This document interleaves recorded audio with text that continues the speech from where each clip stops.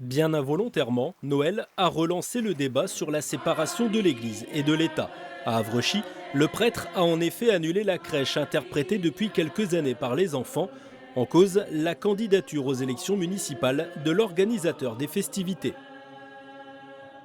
Il m'a dit on ne fait pas de confusion des genres, on ne fera rien cette année sur l'église, il n'y aura pas de crèche, il n'y aura pas de messe, il n'y aura pas de goûter avec les enfants, l'église restera close pour cette année. Il ne faut pas confondre effectivement les élections municipales et le fait de dresser la crèche dans notre église. Moi je ne confonds pas. Un discours que le diocèse de Beauvais n'entend pas. Ce dernier soutient son prêtre quant à la peur d'une instrumentalisation. Il conforte également la décision de ne pas célébrer la messe de minuit à Avrechy en raison du manque de prêtres. La concentration des célébrations en certains lieux, elle répond à l'importance de réunir un plus grand nombre de fidèles, parce qu'avec un plus grand nombre de fidèles, on peut déployer plus facilement une liturgie. Je suis d'abord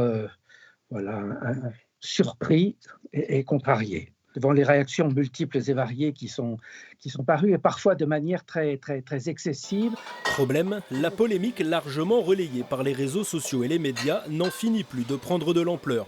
Les rumeurs de suppression des fêtes de Noël à Avrechy ont relancé des débats plus larges, notamment sur la laïcité. Qu'il y ait des crèches dans les endroits religieux, dans les églises, mais dans les lieux publics, non.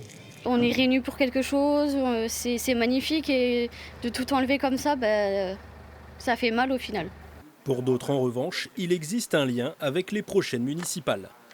La municipalité en place se charge de mettre des bâtons dans les roues dans le futur adversaire. La maire d'Avrechy n'a pas souhaité s'exprimer, indiquant ne pas être concernée par le dossier. De son côté, le diocèse rencontrera prochainement l'organisateur pour trouver un éventuel compromis.